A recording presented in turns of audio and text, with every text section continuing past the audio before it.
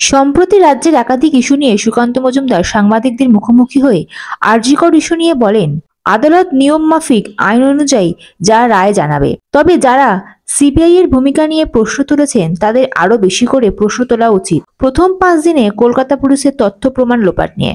কলকাতা পুলিশের ফেলে যাওয়া তথ্য দিয়েই সিবিআই তদন্ত শুরু করে। সিবিআই এর ভূমিকা নিয়ে প্রশ্ন কিছু মানুষ তুলেছেন, কিন্তু তাদের প্রশ্নটা আমার মনে হয় আরো বেশি করে তোলা উচিত। যে লাইনগুলো শিয়ালদা কোর্টের মহামান্য বিচারপতির অবজারভেশনে এসেছে, টালা থানার বিভিন্ন তদন্তকারী অফিসার থেকে শুরু করে অন্যান্যদের বিরুদ্ধে যে অভিযোগগুলো উঠেছে, সেই অভিযোগগুলো আরও বেশি করে আমার মনে হয় প্রশ্নের মুখে পড়া উচিত। কারণ সিবিআইকে তদন্ত করতে হয়েছে 5 দিন পর থেকে। যে তথ্য প্রমাণ কলকাতা পুলিশ ছেড়ে রেখে গেছে, আমি আবার রিপিট করছি, ছেড়ে রেখে গেছে, তার উপর তাদেরকে তদন্ত করতে হয়েছে। যদি প্রথম থেকে সিবিআই তদন্ত ভার পেত, তাহলে আমার মনে হয় এর রেজাল্ট অন্যরকম হতো। অভয়ার বাবা মায়ের মুখ্যমন্ত্রীকে নিয়ে বক্তব্যের প্রেক্ষিতে সুকান্ত মজুমদার বলেন, আমরা প্রথম থেকেই বলেছিলাম দফা 1 দাবি 1 মুখ্যমন্ত্রী পদত্যাগ। প্রথমে ওনারা বলেননি, সে কথা আজ বলছেন।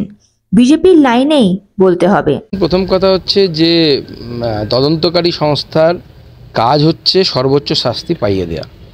পশ্চিমবঙ্গ সরকার কেন গেছেন সেটা পশ্চিমবঙ্গ সরকার বলতে পারবেন, কিন্তু আমার মনে হয় পশ্চিমবঙ্গ সরকার একটু বেশি তাড়াহুড়ো করে গেছে। তদন্তকারী সংস্থা যেহেতু শিয়ালদা কোর্টের রায় নিয়ে খুশি নয়, সেই জন্য তারা হায়ার কোর্টের কাছে গেছে যে তারা ক্যাপিটাল পানিশমেন্ট চাইছে। সেটা তাদের এখতিয়ারের মধ্যে পড়ে। সেক্ষেত্রে পরিবারের সাথে আলোচনা করার কোনো লিগ্যাল বাইন্ডিংস আছে বলে আমার জানা নেই। যারা আইন বিশেষজ্ঞ তারা বলবেন। হচ্ছে মুখ্যমন্ত্রীর পদত্যাগ তো আমরা তখনই চেয়েছিলাম, আমরা স্লোগান তুলেছিলাম দফা 1 দাবি 1 মুখ্যমন্ত্রীর পদত্যাগ। তো সেই সময় ওনারা বলেননি, কিন্তু এখন বলছেন। বিজেপির কথাতেই সবাইকে ফিরে আসতে হচ্ছে। সিবিআইয়ের কিছু রোল নিয়ে আমরাও খুব একটা খুশি নই। কয়েকটি জায়গায় সিবিআইয়ের কয়েকজন অফিসার, সিবিআইয়ের সব অফিসাররা 14 সালে মোদিজি ক্ষমতায় আসার পর তাদের রিক্রুটমেন্ট হয়েছে এরকম তো নয়। বহু সময় ধরে তারা সিবিআইতে আছে। আমি এর বেশি কিছু বলতে চাইছি না।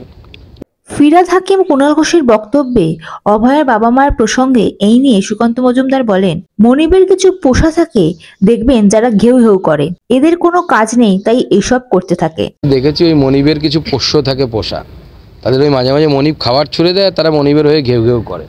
মমতা বন্দ্যোপাধ্যায়ের পোষ্য তারা ঘেউ ঘেউ করছে, আর কি করা যাবে। সিবিআই তো সমস্ত তথ্য প্রমাণ সামনে তুলে দিয়েছে।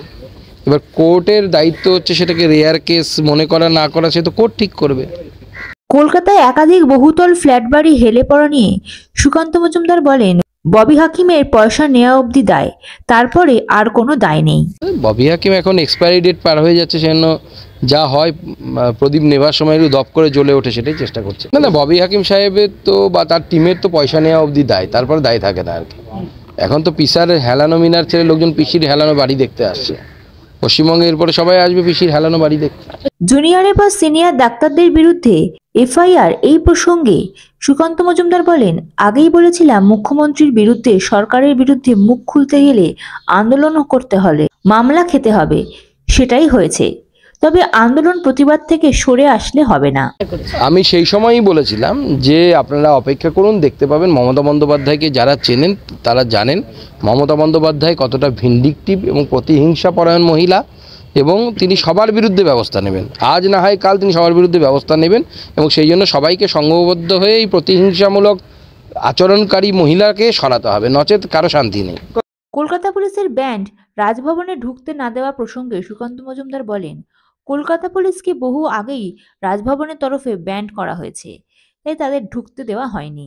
কলকাতা পুলিশকে রাজভবন থেকে আগেই সরে যেতে বলা হয়েছে মহামহিম রাজ্যপালের তরফ থেকে, তার অফিস থেকে। তার কারণ মহামান্য রাজ্যপাল অভিযোগ করেছিলেন এর আগেও যে তার ওখান থেকে কলকাতা পুলিশ সেখানে থেকে আড়িপাতার কাজ করছে, অর্থাৎ খোঁচরের ভূমিকায় অবতীর্ণ হয়েছে কলকাতা পুলিশ, যে কারা আসে কারা যায় কি আলোচনা হচ্ছে। স্বাভাবিকভাবে একজন রাজ্যপালের অফিসের যদি গোপনীয়তা বজায় না থাকে, কনফিডেন্সিয়ালিটি না থাকে, তো অবভিয়াসলি সেই রাজ্যপালের তো স্বাভাবিকভাবে তার মনে হবে যে এদেরকে আমরা কেন দেবো। Bureau report, ND Bangla news. সবার আগে সব খবর, সঠিক খবর পেতে ফেসবুক পেজটি ফলো করে এবং ইউটিউব চ্যানেলটি সাবস্ক্রাইব করে রাখুন, আর শেয়ার করতে ভুলবেন না।